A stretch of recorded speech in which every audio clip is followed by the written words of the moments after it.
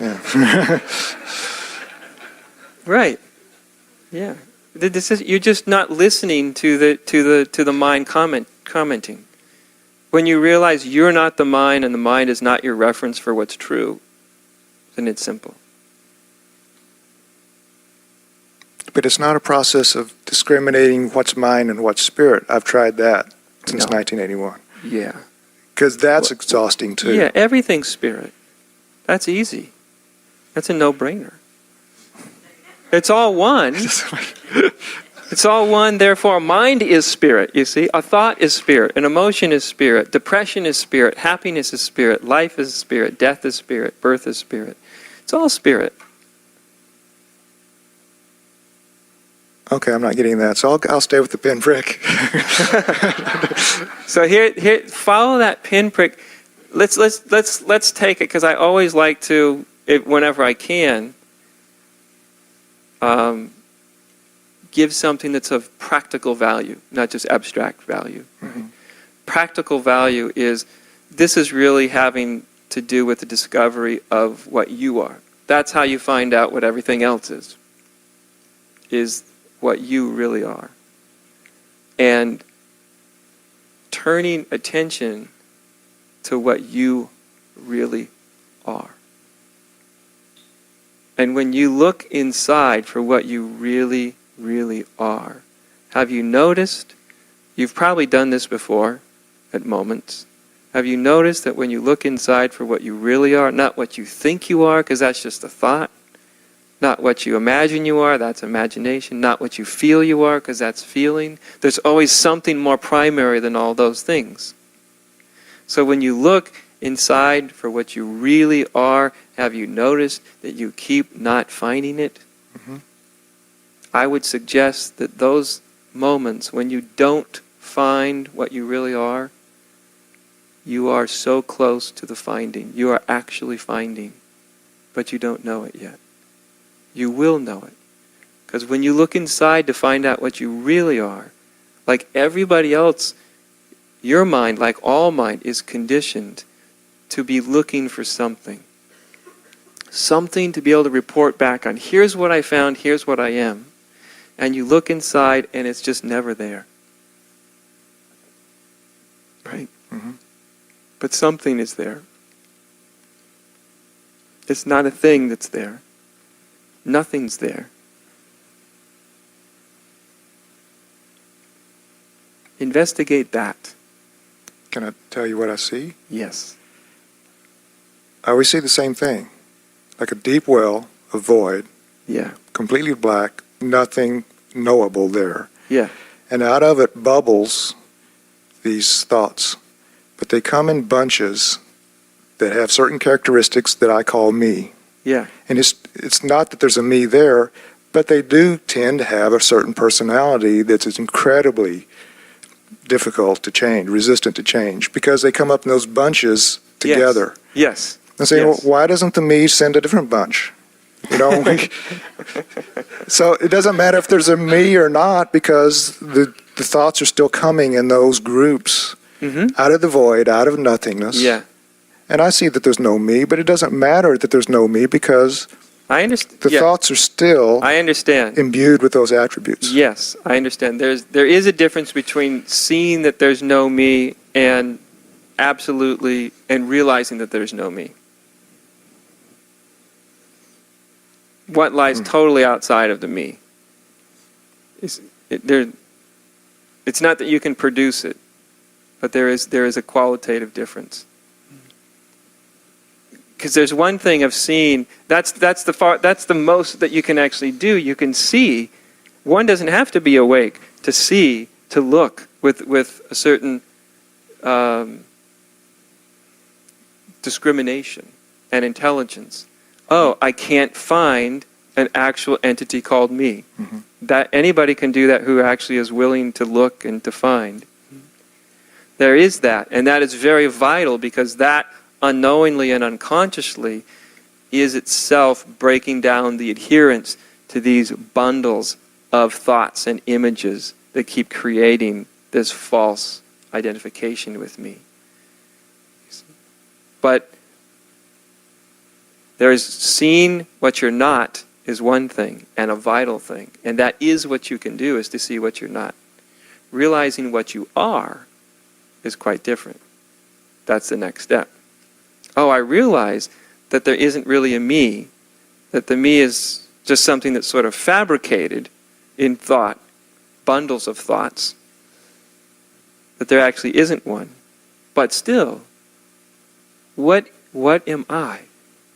What is this that notices that? Mm-hmm. See what I mean? And what has to really be let go of is you're just following this is like pointing out instructions. You follow them if you're so inclined, like scientific experiments. You do them and you find the result, and you dwell where they take you.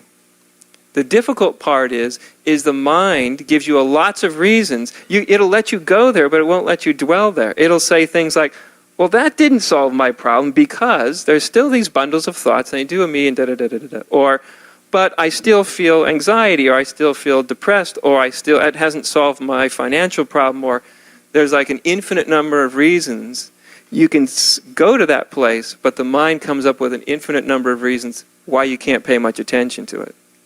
Why you can't just stay there for a while. Why you can't abide there. Because there's always good reasons why that's not a reasonable thing to do. But if there's a practice, that's the practice. Okay. That's the practice. And once you abide there, then you abide there I don't mean silent in the sense that you need to be meditating or anything like that, but that when you go there, it is itself silent. And from that standpoint, you just see the mind will try to talk you out of it. But none of that matters. Even the arising of the me is of no importance. It's not even something to be gotten rid of. It's certainly not something to fight with. The fact that there's a bundle of conditioned thoughts that give the illusion of me is apt. There's nothing at all wrong with it. It's the idea that there's anything wrong with it that will keep consciousness coming back to it. To solve it, when actually you can't solve a problem that's not actually a problem. You see? It's our mind's insistence that what it sees, it feels, or imagines is a problem. Then it has to get rid of it. Now it's got a problem. But it's not a problem. It's just a bundle of thoughts that gives a sense of self. So I've always wanted to ask you this. Good. When you go into that silence, there is knowledge that comes out of there. Yeah. We've talked about little things, but big things. Yes, yes. And then what happens is those little bundles of thoughts, they imitate that, or they grab onto it immediately. Yes. Like in the last year, I've made decisions to make big trips, to other countries, India, Brazil, blah, blah. Yeah.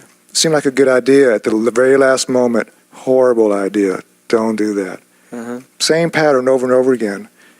After a while, you don't know when it's a silent speaking because the ego is so good at imitating it. Mm-hmm. And it's not that I haven't looked into it very closely. You cannot tell. I'm sure you've looked at it as closely as I used to look at it, which, yeah, I know. You think, if I practice this enough years, it's been 27 years now, mm-hmm. you can't, it gets better and better. It gets as good as my discrimination gets better. It gets better at fooling. Right. Yes, you're right. So that's what I mean. It gets crazy because it gets finer and finer and finer in the discrimination. And it's what's even crazier than that. The me's playing both sides of the game. Yeah. It's the one at the microscope looking at it, and it's what it's looking at. It always pretends to be what's in the microscope, but it's what's looking at it also. Hmm. That's why there's no this feeling of being in a hall of mirrors. You're in a hall of mirrors, yeah, right. It feels like that all the time. Yes, good, yes. Wherever you look, there's just... Yes. Keep going. You're on the right path. Yes. Yes, you're right. Where do you look? Where do you look when there's nowhere to look? When you realize that everywhere you look is another hall of mirrors. And there is no other place to look but a hall of mirrors. There's nothing there but a hall of mirrors. Yeah, if it's all a hall of mirrors, where are you going to look where there will not be a hall of mirrors if it's all a hall of mirrors?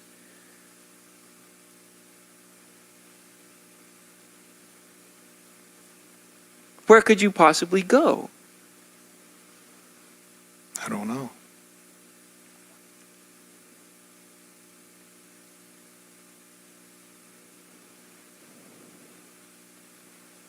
See, this is one of those things when I talked about earlier.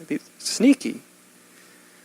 Great example, though, of seeing things. You've seen this for a very long time, right? I'm sure. There's an intelligence inside all of us that allows us to see just these sort of things. They're not nice things to see. It's not comfortable. We see them, but we don't want to see them. We don't know what to do with it, because there is nothing to do with seeing something like that, is there? There's nothing to do with it. Because seeing it shows you there's nowhere to go. Mm-hmm. The next place you do, it's another hall of mirrors. That's what it shows you. But somehow our minds kind of can spin with that for years and years and years and years, Mm-hmm. instead of really seeing what we see, which is there isn't anywhere else to look. That's what you know. That's what you knew the first time you saw this. If you would stop in the middle of that piece of wisdom which you've got, stopping in the middle of that piece of knowledge, which I'll grant you isn't a comfortable piece of knowledge, but if you stop, when you stop right in the middle of that, and don't try to find any other way, only then can something else open up. That's what all this investigation does. It puts you into there's almost an infinite number of catch-22 positions you can find yourself, right? Mm-hmm. Unbeatable, unwinnable situations inside, psychologically, Mm-hmm. which is the whole point.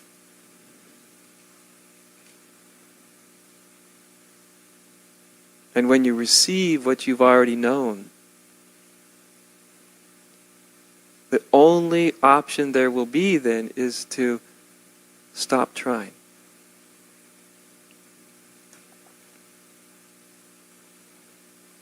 You see, because at this point, in many ways, the only thing there is left of you as ego, or where the energy's coming from, I should say, is from the getting to these kind of catch-22 places and then continuing to question. Mm-hmm. Right? Mm-hmm. As an ego's not a thing, right? Ego's a verb. It's not a thing. Right. So you get there, and then ego becomes the endless questioning about something that has no answer. That's what the ego is at that moment. That's all it is.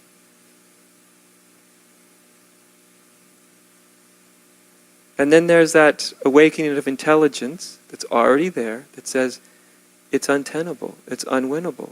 There isn't another place to look where there's not another mirror, where there's not another egoic refraction, image.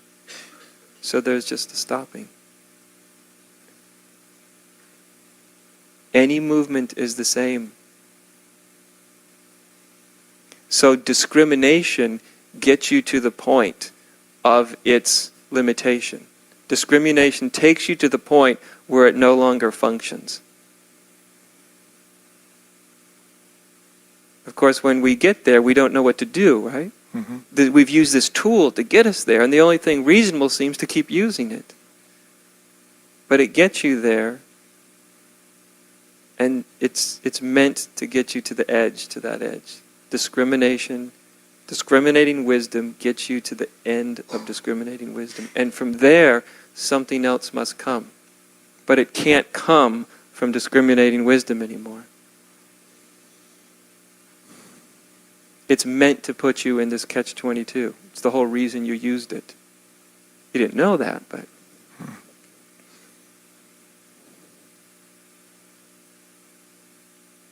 And that's the...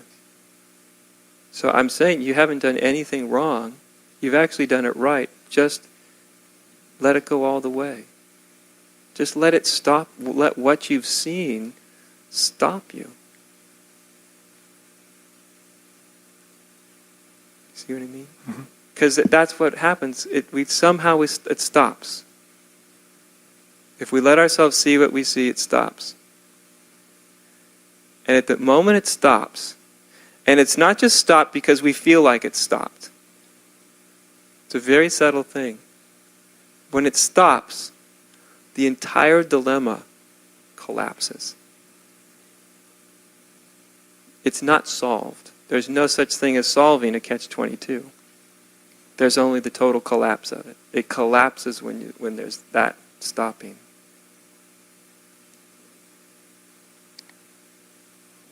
Okay. You get the sense of it?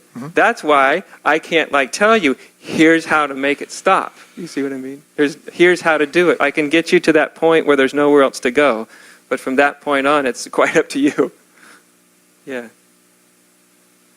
Okay. Okay. All right. Let me know how it goes. Okay. Yeah. Thank you. Okay.